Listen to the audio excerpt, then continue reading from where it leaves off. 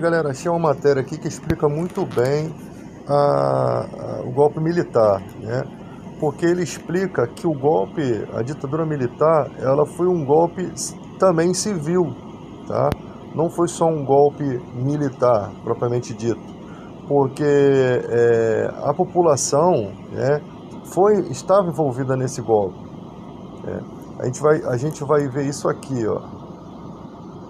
Aqui você começa com o período de que ocorreu a ditadura, 1964 a 1985. Então a ditadura foi iniciada por um golpe civil-militar. Tá? O resultado de toda essa ditadura, que levou 21 anos, foram 434 pessoas entre mortos e desaparecidos, né? Pessoas que nunca foi comprovado que de fato morreram, mas sumiram do mapa. Tá? E o motivo desse golpe, segundo os estudos aqui,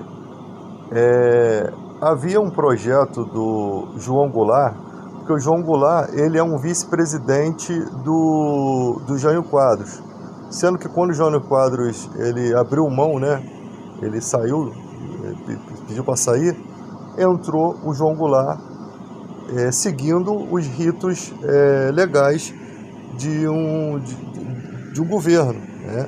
Uma pessoa, um presidente decide sair, o vice-presidente assume, ou seja, ele assumiu de forma legal a presidência. Tá? Ocorreram também massacres dos povos indígenas. Tá? Milhares de indígenas foram mortos. É muito importante observar essas ações, tá? Porque isso acontece até hoje no Brasil.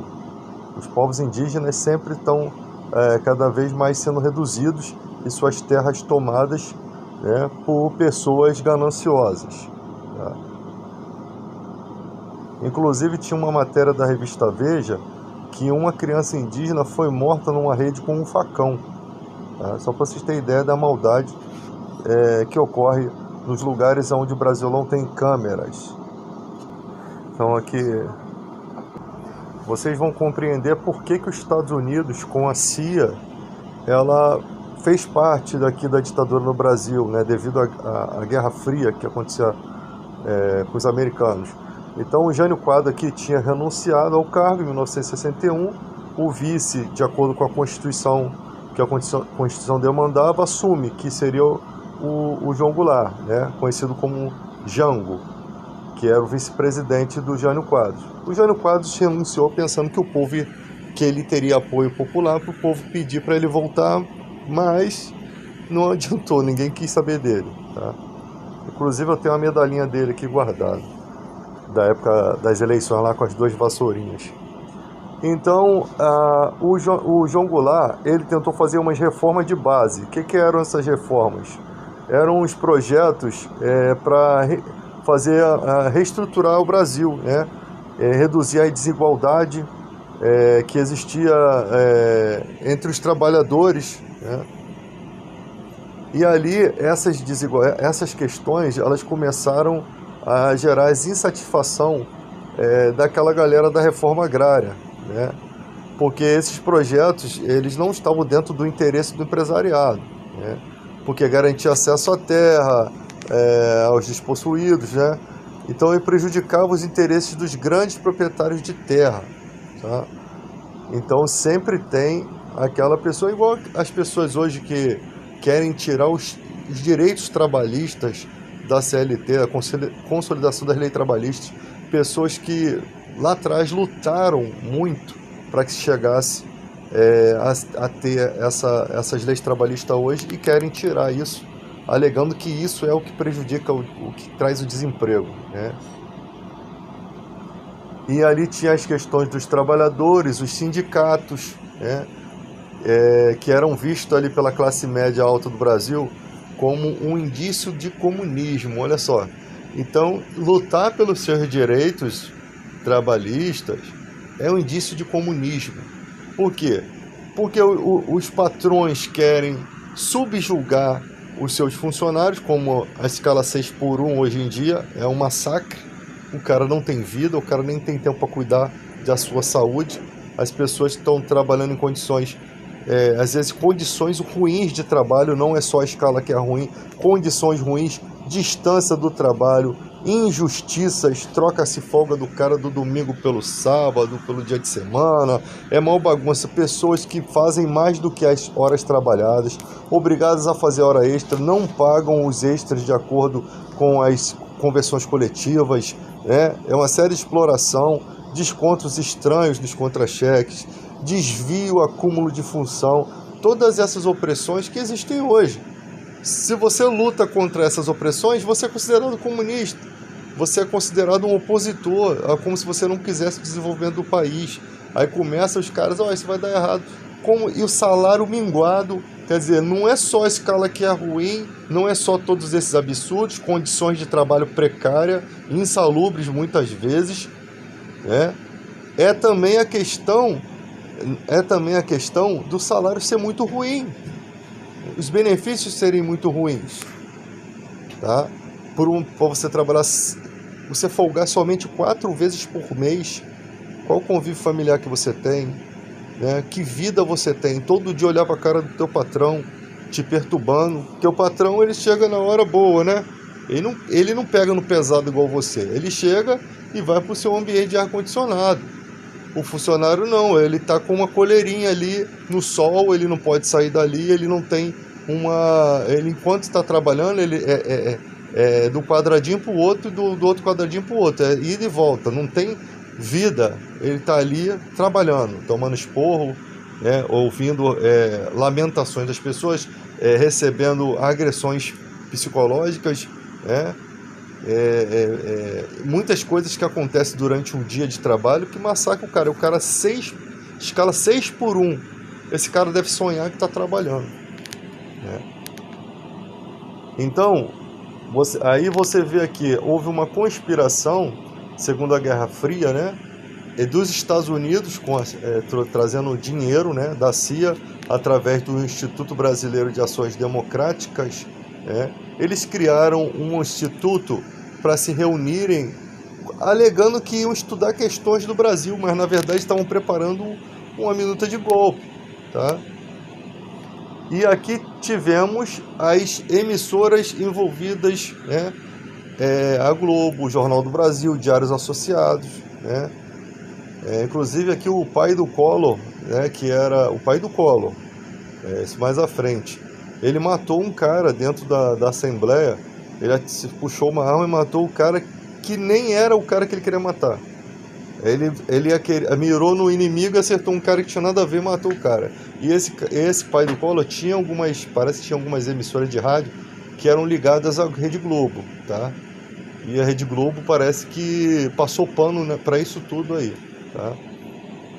Então, a Rede Globo nunca vai me contratar, né?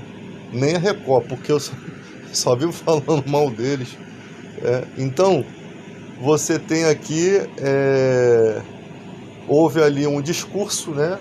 Um comício lá na Central do Brasil. O governo em março de 1964, o governo do Jânio tentou, não estava conseguindo diálogo com o povo da direita nem com o centro e tentou falar com a esquerda, né? E aí realizou um discurso, né, lá na Central do Brasil, e ali houve o quê? O resultado desse discurso foi uma marcha da família com Deus pela liberdade. Olha só, as histórias sempre se repetem.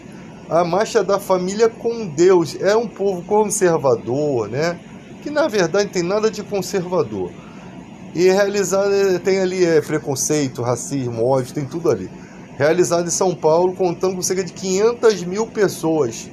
A partir daí o desgaste estendeu-se, dias depois ocorreu o golpe. Ou seja, o golpe militar, as consequências maiores foram provocadas pelo próprio povo.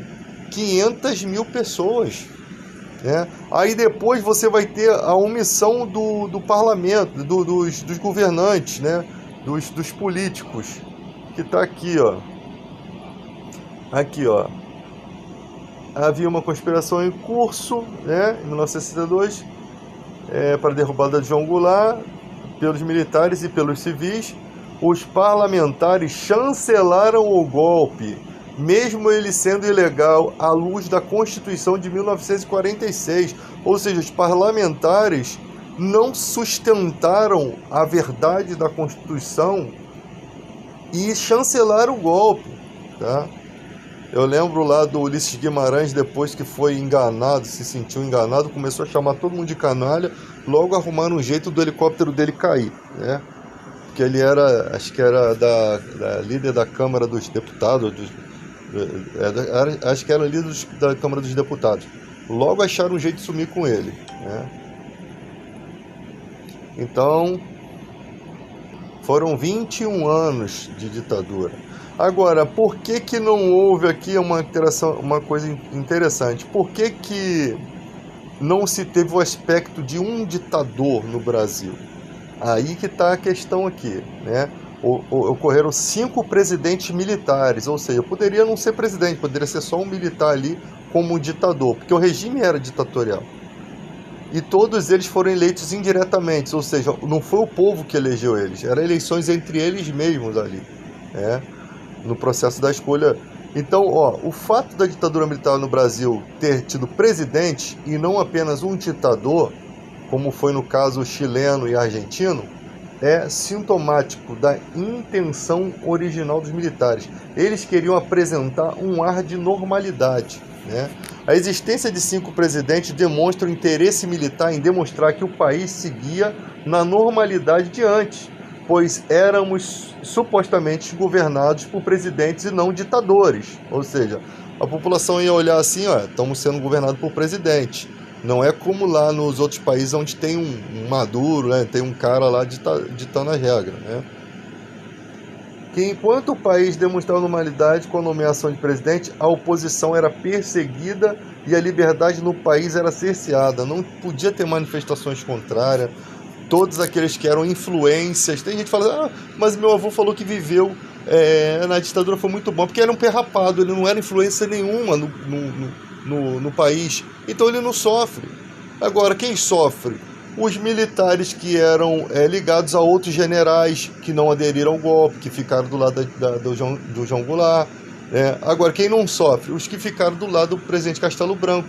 É diferente do militar, né? É diferente você estar do lado de um general, de um general que aderiu ao golpe, do militar que está do lado de um general que não aderiu ao golpe, né? Então eles queriam demonstrar essa normalidade, mas nos bastidores, essa suposta normalidade era de fachada. Elas escondiam as reais facetas da ditadura, tá? Porque era o autoritarismo, né? Então você teve ali, esse aqui é o Médici, né?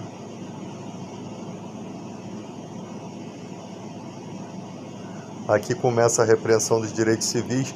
E ali, com certeza, vão surgir grupos de combate à ditadura, grupos de guerrilha, né?